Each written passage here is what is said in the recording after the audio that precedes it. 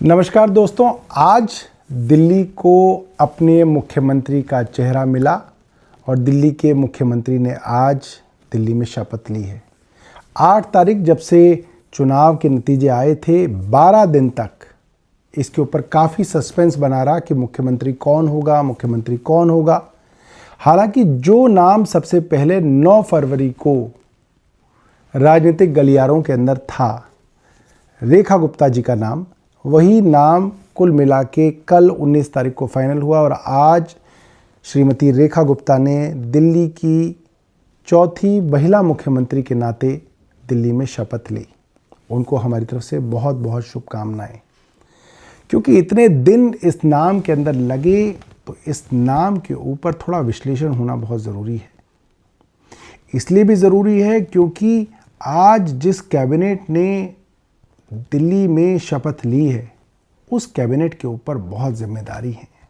उन मंत्रियों के ऊपर बहुत ज़्यादा लोगों की एस्पिरेशंस का बोझ रहेगा, क्योंकि दिल्ली देश की राजधानी है।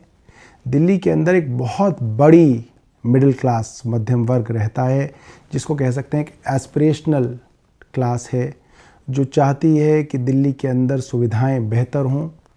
दुनिया के देशों की बड़ी बड़ी राजधानियों जैसी दिल्ली भी बने, चाहे वो यूएस हो, चाहे वो जापान हो, चाहे वो चाइना हो। अच्छी सहूलियतों के साथ राजधानी को विकसित करना अपने आप में एक बड़ा चैलेंज है। और आज जिस टीम ने शपथ ली है, उस टीम के जो मेजर प्लेयर्स हैं, उनके नाम मैं आपके बीच में रखूँगा। पहले हैं प्रवेश साहिब सिंह वर्मा, दूसरे हैं मनजिंदर सिंह सिरसा, तीसरे हैं कपिल मिश्रा और चौथे हैं आशीष सूद। ये 4 नाम मुख्य नाम मैं इसलिए कह रहा हूँ क्योंकि वो नाम हैं जो राजनीति के अंदर अक्सर चर्चा के अंदर रहे हैं। इसके अलावा 2 और मंत्री हैं जिन्होंने शपथ ली है। वो हैं पंकज कुमार सिंह, जो कि विकासपुरी से जीत के आए हैं, पहली बार विधायक बने हैं, और दूसरे हैं रविंद्र सिंह इंद्रराज, जो कि बवाना से पहली बार जीत के आए हैं और बवाना से विधायक हैं। इन 2 नामों के बारे में मैं चर्चा कम करूंगा क्योंकि इनके बारे में बहुत कम जानकारी है। 1-2 जानकारी जो मैं इंटरनेट के माध्यम से जुटा पाया वो इतनी है कि जो पंकज कुमार सिंह हैं, ये पूर्वांचली हैं और इनके पिता दिल्ली नगर निगम के अंदर एडिशनल कमिश्नर रहे हैं। अब वो एडिशनल कमिश्नर एमसीडी के अंदर रहे हैं, इसके क्या मायने हैं ये मैं आपके ऊपर छोड़ता हूँ। बहरहाल इनके बारे में ज़्यादा जो है जानकारी उपलब्ध नहीं है। मगर ये जो 4 नाम हैं, अगर किसी भी राजनीतिक या दिल्ली के आदमी से मैं इन 4 लोगों के बारे में पूछूं, प्रवेश साहिब सिंह वर्मा, मनजिंदर सिंह सिरसा, कपिल मिश्रा और आशीष सूद, तो ये चारों नाम ऐसे हैं जिनके की भाषा, जिनके बयान, जिनके शब्दों का चयन और जिनकी पूरी की पूरी राजनीति इनके बयानों के ऊपर जो है आधारित रही है। और इन चारों लोगों के बीच में एक खास समानता है। इनकी राजनीतिक बयानबाजी के अंदर ज़रूरत से ज़्यादा एग्रेशन और शब्दों के अंदर कड़वापन, तीखी शब्दावली का प्रयोग करते हैं, कड़वी बातें बोलते हैं, एग्रेसिव रहते हैं। और जब इन 4 लोगों के परिवेश में मैं मुख्यमंत्री के चेहरे को देखता हूं, तो आपको एक समानता नज़र आती है कि क्यों इन 4 लोगों का चयन मंत्री के तौर पे हुआ और क्यों श्रीमती रेखा गुप्ता का चयन मुख्यमंत्री के तौर पे हुआ। क्योंकि इन 5 के अंदर जो है कुछ चीज़ें हैं जो बहुत समान हैं। हालांकि मैं रेखा गुप्ता जी के बारे में ज़्यादा जानता नहीं था क्योंकि दिल्ली की राजनीति में उनका जिक्र कम होता है। वे पहली बार शालीमार बाग से चुनाव जीती हैं। उनके खिलाफ वंदना कुमारी चुनाव लड़ी थी। वंदना कुमारी को उन्होंने चुनाव इस बार हराया है। इससे पहले वो वंदना कुमारी से चुनाव हारी हैं। 2012 में श्रीमती रेखा गुप्ता पहली बार दिल्ली नगर निगम में पार्षद काउंसलर चुनी गई। उसके बाद माफ़ कीजिएगा 2007 में सबसे पहली बार चुनी गई। उसके बाद 2012 में दोबारा चुनी गई और फिर 2017 में क्योंकि भारतीय जनता पार्टी ने फैसला किया कि हम अपने किसी भी मौजूदा पार्षद को चुनाव नहीं लड़ाएंगे, टिकट नहीं देंगे, इसलिए उनको भी टिकट नहीं मिला। इसलिए 2017 से लेकर 2022 तक वे पार्षद नहीं थी, मगर 2022 में तीसरी बार वे जो है दोबारा से तीसरी बार उन्होंने पार्षद का चुनाव लड़ा और वो फिर से शालीमार बाग में पार्षद बनी। तो 3 बार वे पार्षद रह चुकी हैं। उनकी बहुत ज़्यादा जो है दिल्ली के अंदर उनके बारे में चर्चा नहीं हुआ करती थी इन चुनावों से पहले, और बाकी पार्षदों की तरह वे भी एक पार्षद थी। इसलिए मैं उनके व्यक्तित्व के बारे में बहुत ज़्यादा नहीं जानता हूँ, मगर कल रात से जब से उनके मुख्यमंत्री बनने की बात पब्लिक डोमेन में आई है, तब से उनकी जो ट्विटर टाइमलाइन है उसको लोगों ने खंगालना शुरू किया है और उनके कई सारे ट्वीट्स इस वक्त जो है इंटरनेट पे वायरल हैं। और वो वायरल इसलिए हैं क्योंकि उन ट्वीट्स के अंदर जो उनकी भाषा है वो ऐसी भाषा है कि दिल्ली जैसे राजधानी वाले राज्य के मुख्यमंत्री या जो महिला उसकी मुख्यमंत्री बनती है, उनके ये ट्वीट हैं। ये सुन के आपको निराशा होगी। मैं कुछ ट्वीट्स आपको उनके बताऊंगा।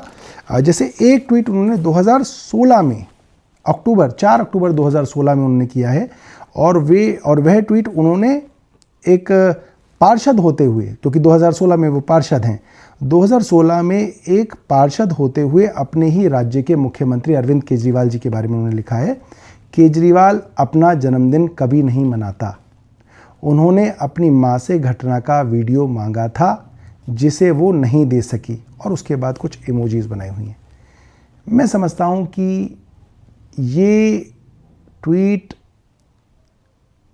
व्यंग्य तो है, मगर व्यंग्य से इसकी शुरुआत तो हुई, मगर जिस स्तर पर ये ट्वीट जाके गिरा है, जिस घटिया स्तर का ये ट्वीट है, इसकी कल्पना आप नहीं कर सकते कि कोई पार्षद करेगा और कोई महिला पार्षद करेगी, ये आप मान नहीं सकते। ये एक भद्दा, घटिया कह सकते हैं, इन अ बैड टेस्ट ये ट्वीट है।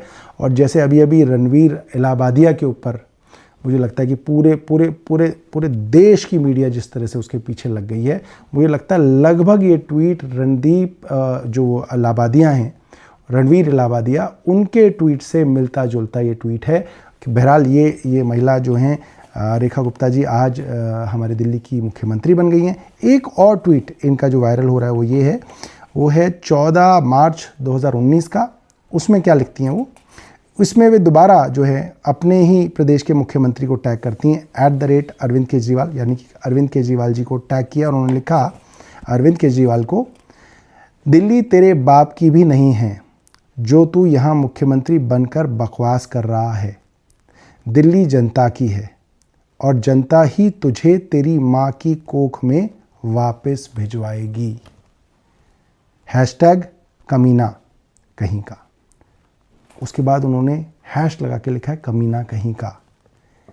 तो ये अपने प्रदेश के मुख्यमंत्री को कह रही हैं, तू तड़ाक तेरे बाप की नहीं है, तू जहाँ मुख्यमंत्री बन के बकवास कर रहा है, दिल्ली जनता की है और जनता तुझे तेरी माँ की कोख में वापस भिजवाएगी। तो मैं इस बात को देख के ये ज़रूर कह सकता हूँ कि माँ की कोख, बच्चे का जन्म, इन सब के आसपास जो है इनके ट्वीट्स अक्सर घूमते हैं।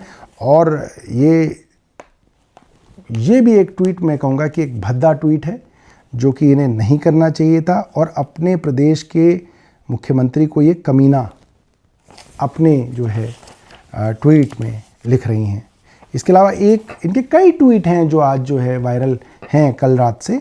एक और ट्वीट है जो इन्होंने राहुल गांधी और उनकी बहन प्रियंका गांधी जी के विषय में लिखा है और उन्होंने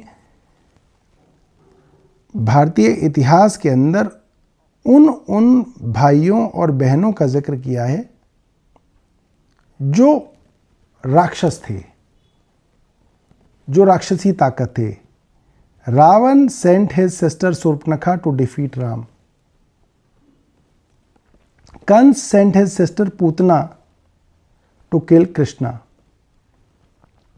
Hiranyakashyap sent his sister Holika to kill Prahlad. Rahul Gandhi sent his sister Priyanka for Modi ji. Take it granted, history repeats.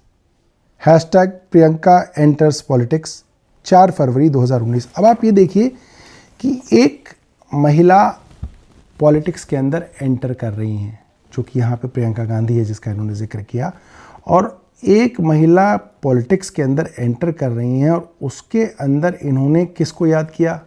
Ravan और शूर्पणखा को, कंस और पूतना को, हिरण्यकश्यप और होलिका को। क्या कोई महिला राजनीति में आएगी तो उसकी तुलना आप शूर्पणखा से करेंगे, आप उसकी तुलना पूतना से करेंगे, होलिका से करेंगे? क्या भारत का इतिहास इतना गरीब है, इतना लाचार है कि हमारे इतिहास में कोई ऐसी महिला नहीं मिली ने जिसने राजनीति के अंदर आके कोई बड़ा काम किया हो? क्योंकि मैं आपसे कह रहा हूं कि रेखा गुप्ता जी के बारे में बहुत कम जानकारी पब्लिक डोमेन में हम लोगों के पास है, क्योंकि वो बहुत बड़ा राजनीतिक नाम नहीं रही। हालांकि वे कई बार जो है शालीमार बाग और पीतमपुरा से पार्षद बन के आई हैं।